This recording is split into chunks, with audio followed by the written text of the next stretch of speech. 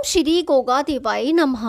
अब तक श्री गोगा महापुराण के 29 अध्याय हम आपको सुना चुके हैं। आज 30वां अध्याय। राजकुमारी शियल अपनी माता सिरोंजा रानी की उपदेश भरी बातें सुनकर अपने दोनों हाथ जोड़कर उनके चरणों में मस्तक झुकाकर कहने लगी, हे मेरी प्यारी मातेश्वरी, मैं आपकी दी हुई शिक्षा का एक अक्षर भी नहीं भूली हूँ और ना अपने जीवन में कभी भूलूंगी। मैं आपको एक दिन दिखा दूंगी कि जिन महान सतियों और देवियों का वर्तन आपने किया है, तुम्हारी लाडली श्रीयल किसी भी भांति उनसे पीछे नहीं है। रही उस देवता तुल्य राजकुमार के पति की बात, सो वह बहुत ही उच्च घराने का राजकुमार देवताओं का अंशी है। सो उन्होंने मेरे पूछने पर अपना पता इस प्रकार बताया, उसे ध्यानपूर्वक सुनो। मैं महाराजा उमरपाल सिंह का पोता, राजा जेवर सिंह बहादुर का पुत्र और मेरा नाम गोगावीर है। माता का नाम बाछल है। मैं और मेरी जननी दोनों गुरु गोरखनाथ महाराज के शिष्य हैं। उन्हीं की प्रेरणा से मैं बागड़ प्रांत की ददरेवा नगरी से चलकर तुम्हारी तंदुल नगरी में आया हूँ। हम लोगों की जाति क्षत्रिय है और गोत्र चौहान वंश है। वह मुझ अदबिहाई को छोड़कर चलता बना। बताओ मेरी मैया, अब क्या करूं?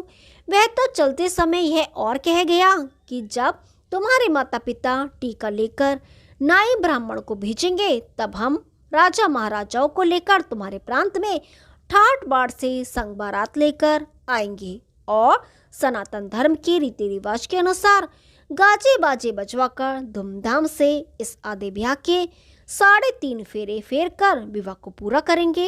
राजकुमारी शियल ज्यों ज्यों अपनी माता को आप बीती सुनाती जाती, त्यों त्यों रानी सिरोंजा का चेहरा गमगीन होता चला जाता था।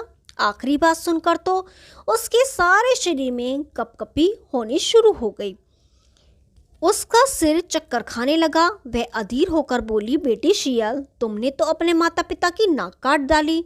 तुमने अपने माता पिता और कुल मर्यादा का कतई ख्याल नहीं किया। तुमने अपने पिता की इज्जत को एक खिलवाड़ समझ लिया। हमें किसी के सामने गर्दन ऊंची करके चलने के काबिल भी नहीं छोड़ा।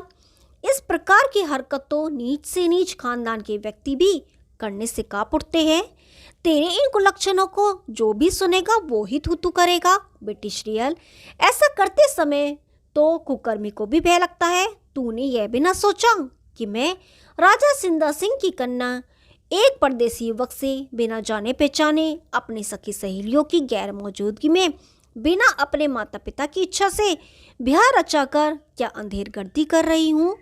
तेरे कुकर्मों की चर्चा कभी की गली गली कूचे कूचे में फैल गई होगी। बेटी श्रीयल, तूने तो महाराज मनु का विधान ही पलट कर रख दिया और संतों महंतों के बताए नियमों को भी उलट डाला। तेरे जैसी बेटी सीतों में बांझी वाली थी। तेरे इन लक्षणों को देख धरती माता किस प्रकार टिकी हुई है। वह फट क्यों नहीं जाती? आसमान ढह क्यों नहीं जाता?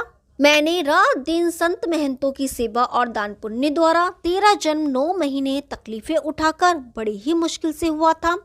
अगर मैं तुझे जन्म लेते ही गला घोट कर मार डालती तो मुझे यह घड़ी देखने को नहीं मिलती। अब ये तेरे बबूल के कांटे किस प्रकार समेटने में आएंगे। अपनी माता रानी सिरोंजा की बात सुनकर राजकुमारी शियल अधीर हो उठी। बोली, माता जी, हाथी के दांत खाने के और दिखाने के और होते हैं, उसी प्रकार की आपकी बातें हैं। मैंने कोई अधर्म कार्य नहीं किया है, न आपके कहे अनुसार किसी भी देवी देवता का मस्तक नीचा किया है। जिस प्रकार आजाद होकर सती सावित्री ने अपने गरीब पति सत्यवान को अपने मन से पसंद कर नारद मुनि के कहने से भी ब्याह संबंध नहीं तोड़ा, चाहे सत्यवान की उम्र 1 साल ही बची थी। उसने अपने सतीपन में रहकर ही यमराज के छक्के छुड़ाकर उनसे सब कुछ पाया था। उस जमाने में उसकी मनमानी करने पर उससे उसके माता पिता न नाराज हुए और न ही सास ससुर। वे अपने व्रत नियमों तथा कर्तव्यों द्वारा सबकी दुलारी पहले से भी अधिक बन गई थी। उसके माता पिता ने उसकी मनमानी का बुरा नहीं माना। आपकी बेटी ने तो मनमानी भी नहीं की है। जो जो घटनाएं नौलखे बाग में मेरे साथ घटी हैं, ना मालूम प्रभु ने उन्हें मेरे लिए अच्छा समझा है या बुरा। उसकी माया में कोई कुछ नहीं कर सकता। मैंने देव दुर्ला घोड़े या उसके सवार को न्योता भेजकर तो अपने यहाँ बुलाया नहीं था। अगर मैं न्योता भेजकर बुलाती तब आपको मुझे कुल कलंकनी कहने का पूर्ण अधिकार था। ईश्वर की लीला में तो मेरा आपका कोई हस्तक्षेप चल ही नहीं सकता। अगर विधाता ने मेरी किस्मत में यही वर्ण लिख दिया है तो मैं और आप या पिताजी और उनकी सेना के किए भी कोई उपाय नहीं बन पाएगा। रही मेरे जन्मते ही मेरा गला घोटने की बात, सो हे माता जी, आपका हाथ अब कौन पकड़ रहा है? मेरा गला आपको अब भी घोटने का पूर्ण अधिकार है। अगर आप मेरा गला घोटकर मुझे मार डालो तब तो कोई चिंता ही नहीं रहेगी। जब बांस ही नहीं रहेगा तो बांसुरी बजेगी ही किस तरह? आपकी बेटी ने कुल मर्यादा विरुद्ध कोई गलत कार्य अभी किया है और ना ही करेगी। मैं आपको एक दिन दिखा दूंगी कि आपकी लाडली बेटी किसी भी सती सावित्री देवी से पीछे नहीं है। मैं अपने कर्तव्य पालन करने में, अपनी शिक्षा दीक्षा में लजाऊंगी नहीं, बल्कि अपने देश और समाज को ऊंचा उठाकर अपने माता पिता के नाम को रोशन करूंगी। आप व्यर्थ अपना धीरज खोकर अधीर हो रही हो। ये विवाह संस्कार पूर्व जन्म के संस्कारों द्वारा ही होते हैं, जिसे दुनिया के सभी स्त्री पुरुष जानते हैं। ये कोई मनमानी घटना नहीं है। भाग्यवश इस प्रकार की अनहोनी घटनाएं घट जाया करती हैं।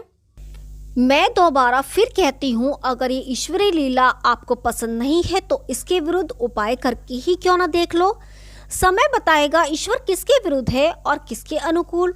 राजकुमारी श्रीयल की बातें सुनकर उसकी माता रानी सिरोंजा अधीर हो बोली, बेटी श्रीयल, मैं बिना वजह तुझे डांट फटकार रही थी और बोलते बोलते मेरा कंठ सूख गया है। मुझे थोड़ा ठंडा पानी मंगवा कर पिलवा दे। तब राजकुमारी श्रीयल ने तुरंत ही बांदी रुकमदे से ठंडा पानी मंगवाकर अपनी माता को अपने हाथ से पिलाया। जब उनका गला ठंडा हो गया तो वह बोली, बेटी श्रीयल, तेरे जन्म लेने से काफी दिन पहले की घटना है, जब मैं और तुम्हारे पिताजी ने संतानहीन होने के कारण एक संत के कहने से गुरु गोरखनाथ महाराज की जोत सुबह शाम दोनों वक्त जलानी शुरू कर दी।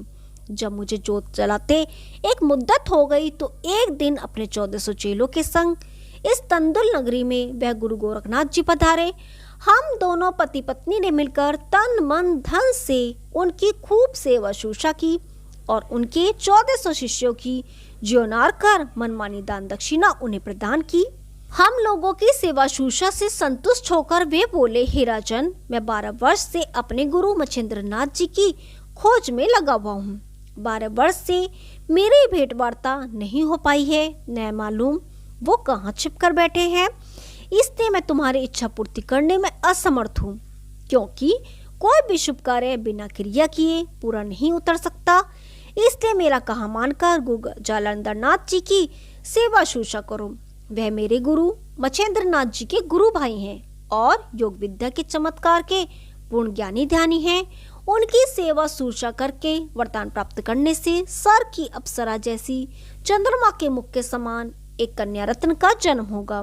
जब वह ब्याह लायक सयानी हो जाए तो मेरे शिष्य गोगा वीर से, जो मेरी शिष्या महारानी बाछल के गर्भ से जन्म धारण करेगा, ब्याह कर देना।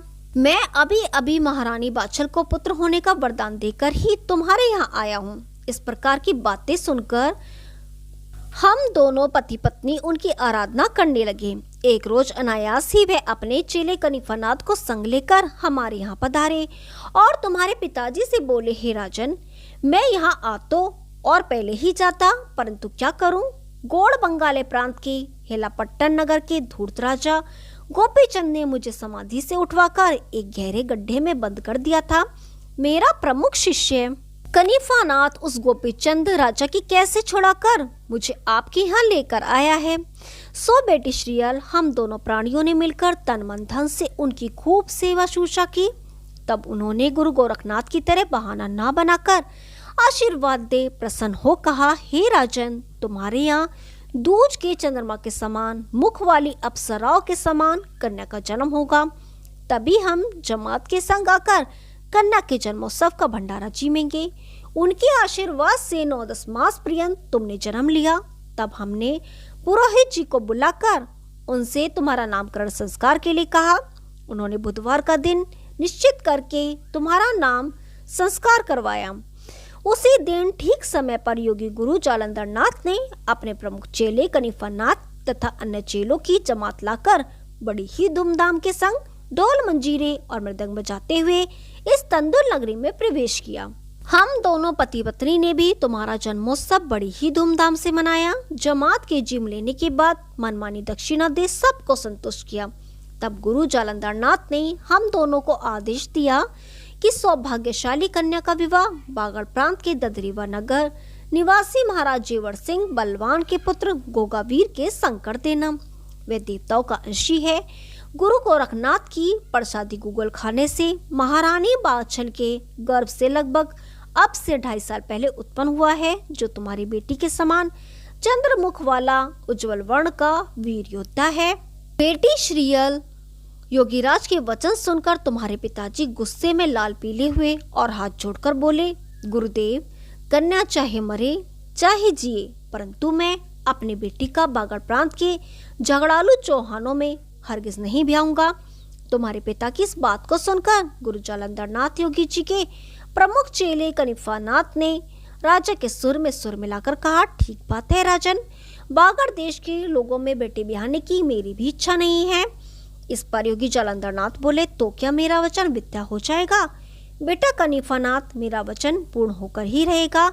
बै माता का लिखा मिटा नहीं करता, उनके लिखे को मिटाने की शक्ति ब्रह्मा में भी नहीं है। यह बात सुनकर कनिफा नाथ बोले, गुरुजी, आप तो नाराज हो गए। मैंने आपको नाराज करने के लिए थोड़े ही कुछ कहा था। गोरखनाथ मुझे कई बार अपमानित कर चुका है। क्या मैं उससे किसी बात में कम हूँ? मैंने तो राजा सिंधा सिंह जी से जो कहा है अपने मन की बेचैनी के कारण ही कहा है, परंतु इन बखेड़े में पड़ना मेरी गलती है। चाहे किसी का भय होए चाहे गोना, हमें इन झंझोटों से क्या लेना? हमारी बला से चाहे मरे या जिए, हम लोगों का माथा पच्ची करना व्यर्थ है। अपने शिष्य की बात सुनकर योगीश्वर बोले, बेटा कनिफानाथ, तुम्हारा स्वभाव ही उग्र और गर्म है।